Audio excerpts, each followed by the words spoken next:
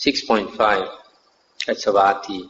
Now on that occasion, the following evil speculative view had arisen in a certain Brahma. There is no ascetic or Brahmana who can come here.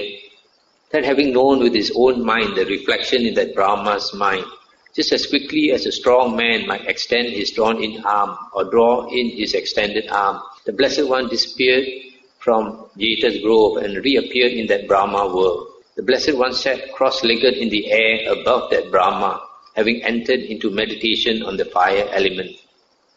One moment here. So you see, this Brahma, he had this wrong view that no human being, no ascetic or holy man can come to this heaven of his, which is so far away from earth.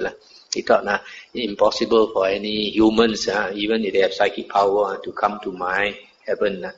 Then the Buddha happened to read his mind at that moment and flew to him immediately and sat cross-legged above this Brahma, meditating on the fire element. When he meditates on the fire element, the body becomes like fire, emitting fire. Then it occurred to the Venerable Mahamoggallana, where now is the Blessed One dwelling at present?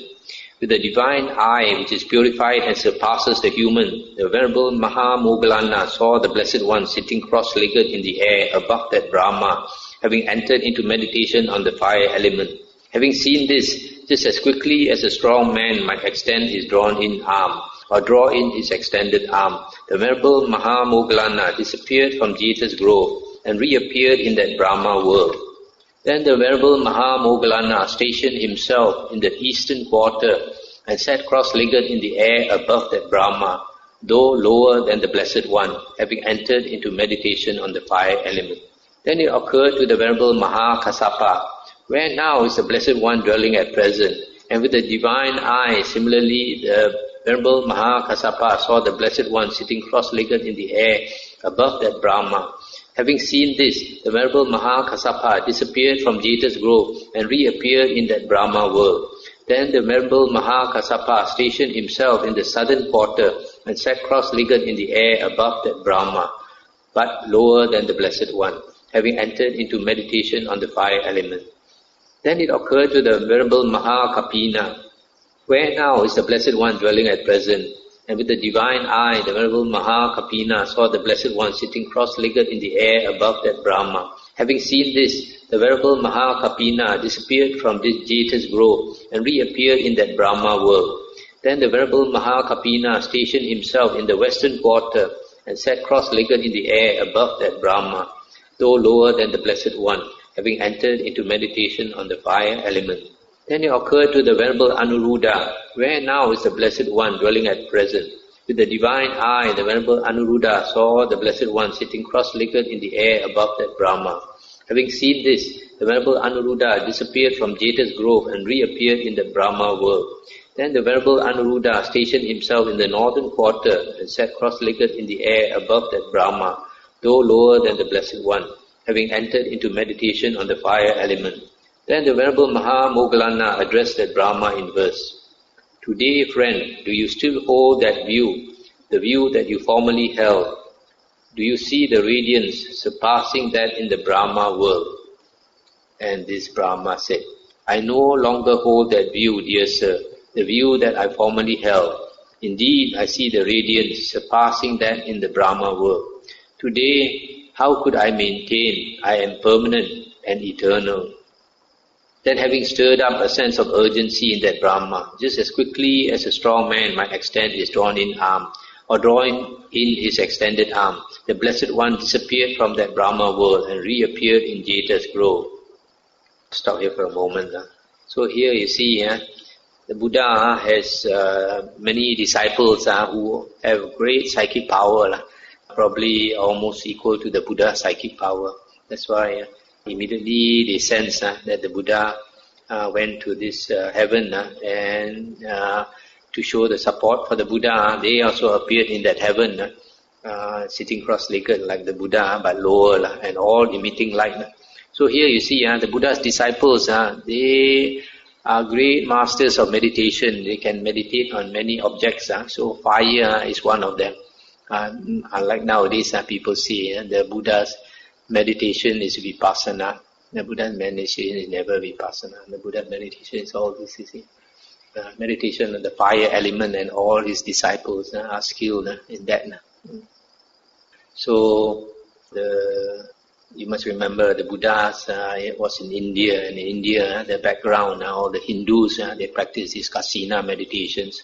So, at that time, the Buddha was also considered one of the many teachers, one of the many Hindu teachers, because the word Hindu comes from the word Indus Valley, or the India itself. So the Buddha's disciples would have known all the common meditation subjects during that time, including all the kasinas. So when the Buddha and his disciples appeared in that world, that Brahma was shocked because he thought no human being can come here. And he also noticed that the light the Buddha and his disciples emitted were much, much more brighter than the Brahma Devas. So then immediately he changed his view. He understood that whatever the Buddha said must be true, because the Buddha's psychic power is much, much more than the Brahmas. So he said, now how can I say that I am permanent and eternal? Actually, they know, these devas, they know exactly what the Buddha is teaching. Because of their psychic power, they don't even have to come to earth. They can contemplate, and they know the Buddha is teaching the Dhamma, saying that all beings are impermanent, that all beings, even their life is so long, will die one day. But they refuse to believe. So now when the Buddha came and he saw the Buddha was not just a preacher, just talk, but no action. Now he saw the Buddha was superior to him in every way. Then only he believed that one day he has to die. Then the sutta continues. Then that Brahma addressed one member of his assembly thus: "Come now, dear sir, approach the Venerable Mahamoggallana and say to him, Sir Moggallana, are there any other disciples of the Blessed One that are as powerful and mighty as Masters Moggallana, Kassapa, Kapina, and Anuruddha?" "Yes, dear sir," that member of the Brahma assemblies replied. Then he approached the Venerable Mahamoggallana and asked him, "Sir Moggallana, are there any other disciples of the Blessed One that are as powerful and mighty as Masters Moggallana, Kassapa, Kapina, and Anuruddha?" Then the Venerable Mahamoggallana addressed that member of Brahma's assembly in verse: "Many are the disciples of the Buddha who are arahants with asavas destroyed, triple knowledge bearers with spiritual powers or psychic powers, skilled in the cause of others' minds," that means can read others' minds. Then that member of Brahma's assembly, having delighted and rejoiced in the Venerable Mahamoggallana's statement, approached that Brahma and told him, "Dear sir, Venerable Mahamoggallana speaks thus: Many are the disciples of the Buddha who are arahants with asavas destroyed, triple knowledge bearers with psychic powers, skilled in the minds of others, skilled in the others' minds, in the cause of others' minds." This is what that member of Brahma's assembly said. Elated that Brahma delighted in his statement. So that's the end of the sutta. So here you see, Mahamoggallana told him, there are many of the Buddha's disciples with such great psychic power. In some other suttas, it is mentioned, it's not just 100 or 200 and 300, it's a few thousand during the Buddha's time. Now we come to the next sutta, 6.9, at Savatthi. Now on that occasion, the monk Kokalika was sick, afflicted, gravely ill. Stop here for a moment. This monk Kokalika was a supporter of this monk Devadatta. Devadatta was a disciple of the Buddha who broke away from the Buddha and formed his own Sangha. So there were a few monks who supported him. This Kokalika was one of his main supporters. So this Kokalika was sick. Then when the night had advanced, here you see the independent Brahma Tudu. Actually the word is Pachika, the Pachika Brahma Tudu. Pachika, maybe a better translation is solitary Brahma, because most of the time they live alone. The heaven is so high, not many are reborn in that heaven. So because also because they are unisex, they don't need a partner, they live alone. and they find happiness within themselves. Their minds is full of bliss. So they are called Pacheka Brahmas, solitary Brahmas, but here they translate as independent. Independent Brahma Tudu of stunning beauty, illuminating the entire Jeta's grove, approached the monk Kokalika. Having approached, he stood in the air and said to the monk Kokalika, "Place confidence in Sariputta and Moggallana, Kokalika. Sariputta and Moggallana are well behaved." Stop here for a moment. Why does he come and tell this monk Kokalika to have trust, to have confidence in Sariputta and Moggallana? Because this Kokalika was a follower of Devadatta, and when Devadatta broke away from the Buddha, then this Sariputta and Moggallana went around telling people this Devadatta is no more a disciple of the Buddha. Whatever he says has nothing to do with the Buddha. He does not belong to the Buddha's Sangha and all that. So in effect, they were talking bad about this Sariputta and Moggallana was talking bad about Devadatta and his camp. So this Devadatta and his followers had a lot of hatred towards Sariputta and Moggallana. So this Kokalika was one of those who had a lot of hatred and talked bad about Sariputta and Moggallana. So this Brahma came to warn him. Why did the Brahma bother to come and warn him? Maybe they were friends before.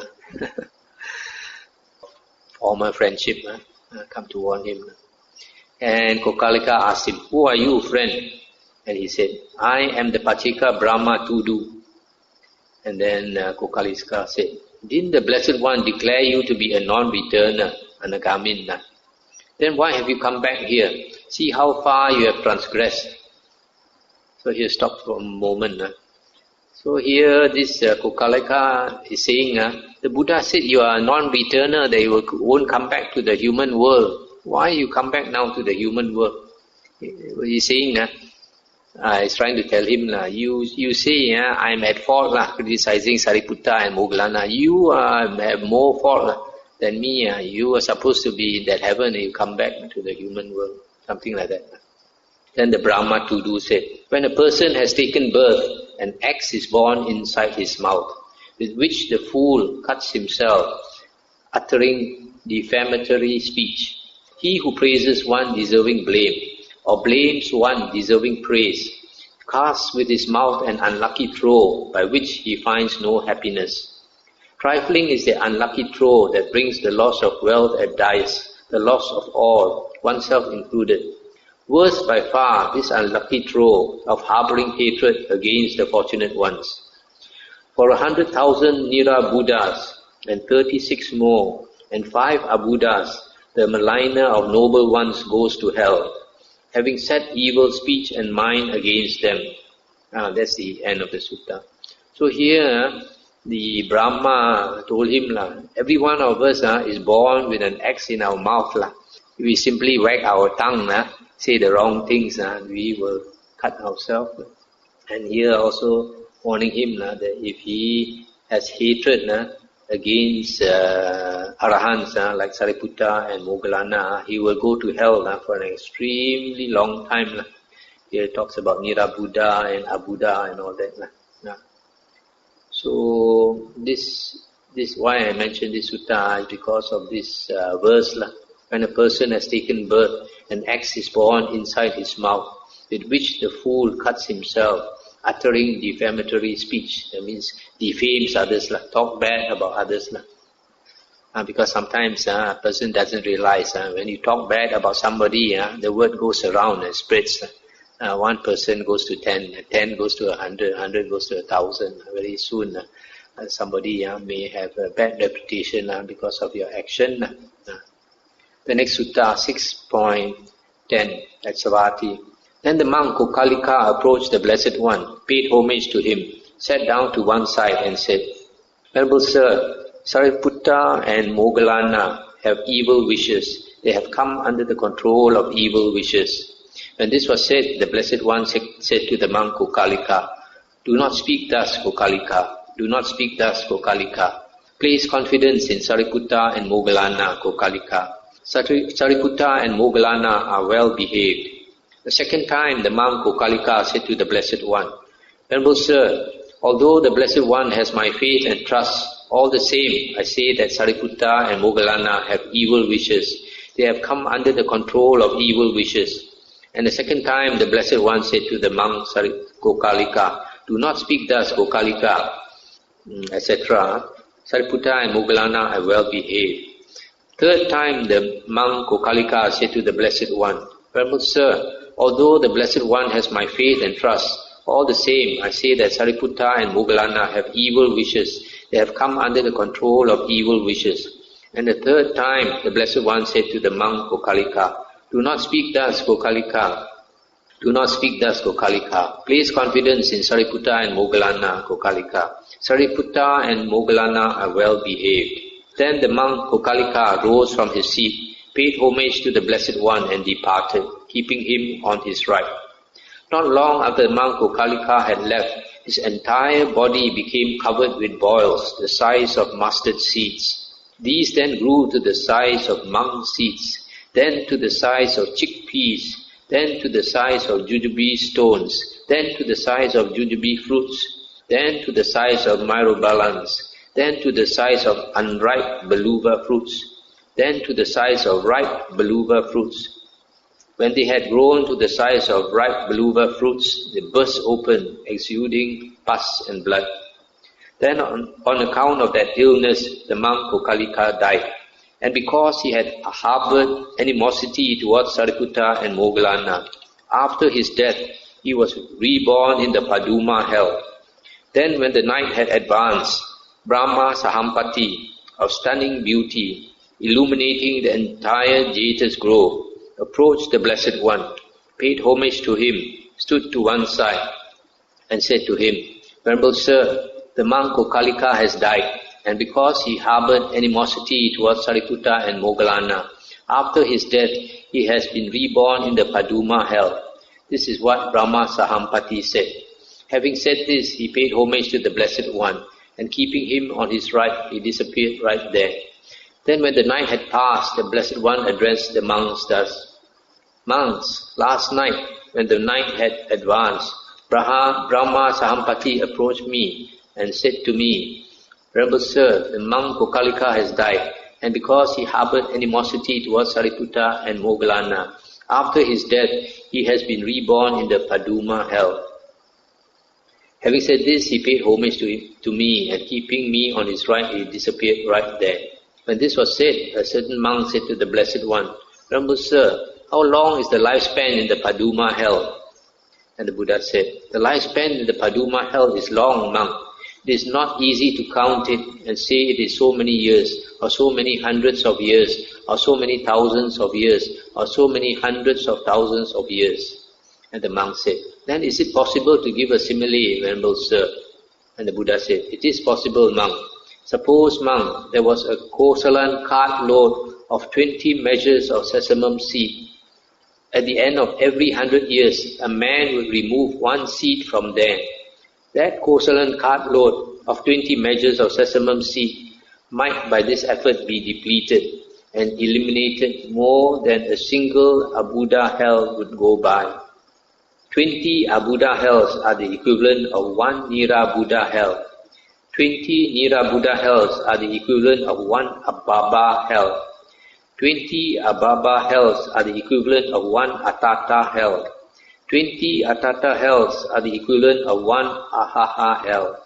20 Ahaha hells are the equivalent of one Kumuda hell. 20 Kumuda hells are the equivalent of one Sogandika hell. 20 Sogandika hells are the equivalent of one Upala hell. 20 Upala hells are the equivalent of one Pundarika hell. And 20 Pundarika hells are the equivalent of one Paduma hell. Now monk, the monk Kokalika has been reborn in the Paduma hell because he harbored animosity towards Sariputta and Moggallana. This is what the Blessed One said. Having said this, the Fortunate One, the teacher, said this. When a person has taken birth, an axe is born inside his mouth, with which the fool cuts himself, uttering defamatory speech.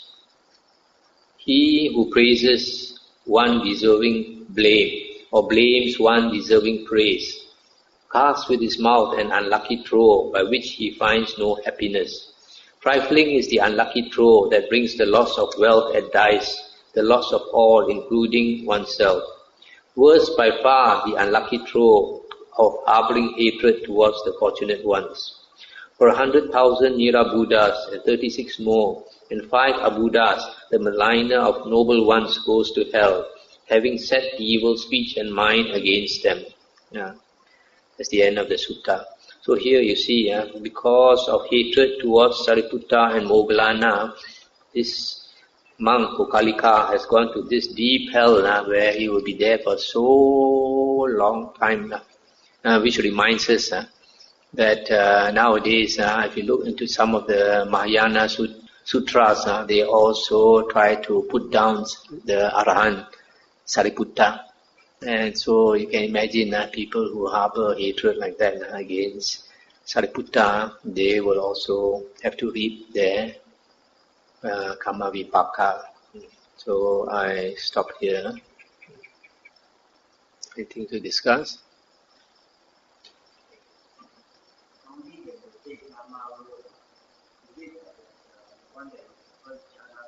Yeah.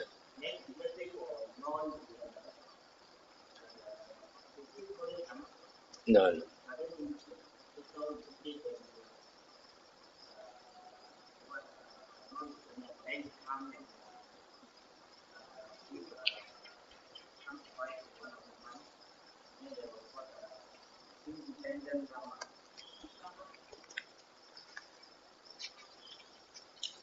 Which chapter was this? Which sutta?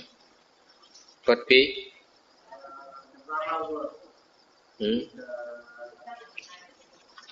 Number 9 page. Dhammavuddho. I don't know why. 403.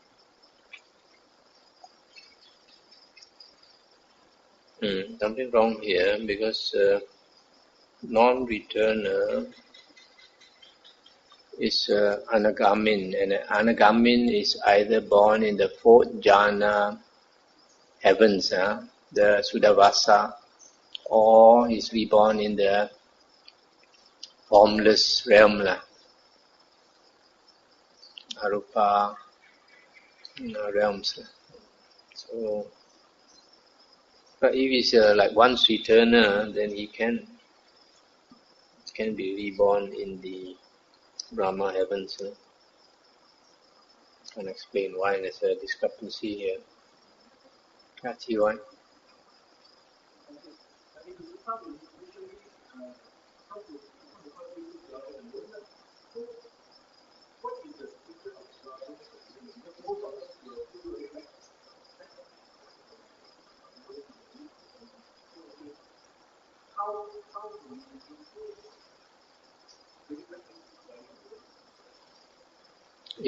Dwelling alone is very much advised by the Buddha for his monks, because it is very helpful to going into our mind. When we want to attain liberation, we want to get out of this world of the 6 senses. And to get out of the world of 6 senses, we have to go into deep meditation. So, if we dwell with others, it's difficult because sometimes people want to talk to us even though we don't want to talk to others. And if we dwell with others, there are so many things going on that can distract us. So, sometimes if a monk is serious about practicing, then even though he dwells with others, for example in a monastery, then he spends a lot of his time alone, either in the kuti without seeing others, or he goes to a quiet place to practice his meditation.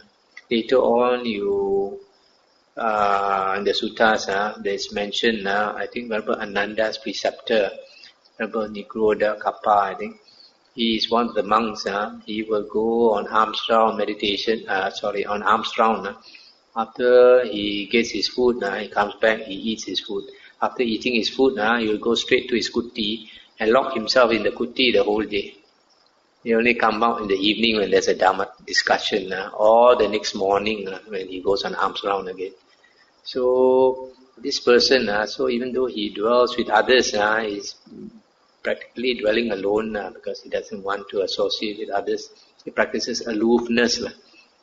This is Kaya Viveka. Kaya Viveka, dwelling alone, is helpful for us to attain Chitta Viveka. Chitta Viveka is mental seclusion. Mental seclusion, that means secluding ourselves from the six senses, the world of the six senses, and going back into our mind. Because that is the direction we have to go if we want liberation. If we want liberation, we have to go away from the world of the six senses. And that can only be achieved by going into our mind. So this dwelling alone is much advised by the Buddha for the monks who are serious, who want to attain liberation. I have practiced dwelling alone for many years, and I find it's very suitable for meditation when there's nobody to talk to you and you have no duties and nothing to do except to meditate and to read the suttas. And because you don't have a lot of what you call fanno, a lot of things to disturb our mind, then your meditation can come together very much easier, and when you dwell with people.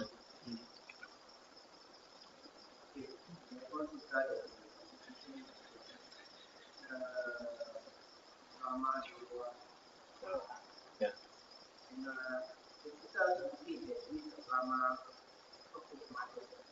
Oh yeah. Yeah.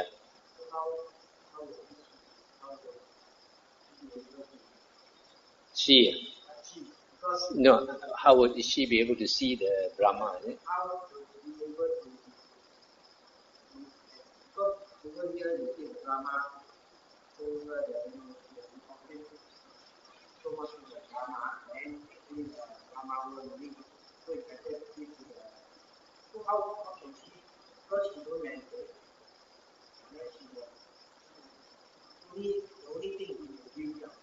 No. When the Deva wants you to see, then you can see. But on the other hand, if you have psychic power like the Arahants, even though the Deva don't want you to see, you can see them. But in this case, they want you to see, that's why they appear. That's why like sometimes ghosts want to disturb you. They will appear, make you see. And they make you see what they want you to see, like frightening shapes and all that. So like in one of the suttas, the Majjhima Nikaya, this Mara came to disturb Mahamoggallana. He just finished his meal and he was doing walking meditation, and Mara went into his stomach. Then he felt his stomach very heavy. Then he sat down in meditation, and very quickly he saw Mara. They asked Mara, "Get out, why you disturb me?" And Mara came out of his stomach and then stood at the door with his hand leaning against the door and tried to use his psychic power to make himself invisible. But because Mahamoggallana's psychic power was greater, then Mahamoggallana could see him. Then told him, "You are standing at the door and you think I can't see you, but I can see you." So it depends on whose psychic power is stronger. The other thing.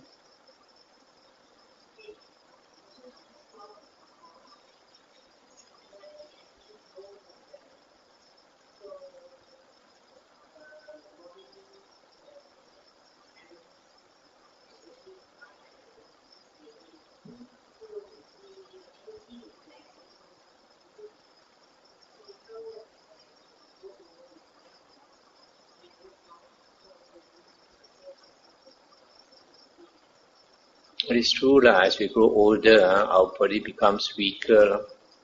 But then we have to use our wisdom how to combat it. One thing, as we grow older, we don't physically exercise so much. So because we don't physically exercise so much, we can conserve some of our energy, and also because of that, we don't need to sleep so much. Somebody who's young, who's very active, they need to sleep 8-9 hours a day. You see. Many old people, they find about 2 or 3 hours of sleep is enough. But then if we are not used to it, we still feel quite tired. So the one way is to sleep less and put our mind on practice sati more, put our mind on our meditation object as often as we can. Sometimes, for example, if we are tired, we lay down but try not to sleep. Because I think there is scientific evidence that if we sleep about 2.5 hours every day, it is enough for the mind. But the body is something else. The body. So if we don't exhaust ourselves as we grow older, we find we have to lie down more.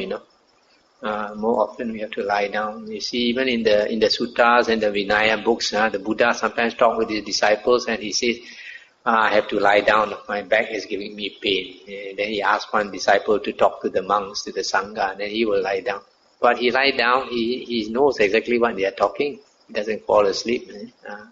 So that's the way. It's true we have to lie down more, but then we try to maintain this awareness. That's why this Jagarya no Yoga is striving to keep wakeful. In fact, in the Vinaya books, we find that the Buddha expected his monks not to fall asleep. Only ask them to lie down. For example, at night, they should lie down 4 hours. When we lie down, actually, the body gets rested. So if we can maintain our meditation object, then the mind is not so scattered. So you can maintain your concentration. That's very helpful. Because when our mind is very concentrated, we don't need to sleep so much. Just as an example, there was a time when my meditation was quite good. When I go to sleep, 1 hour automatically I get up. And after 1 hour, you feel quite refreshed. You don't feel. Whereas if your mind is not concentrated, you find you need to sleep a lot. So it's important to maintain our concentration as much as we can.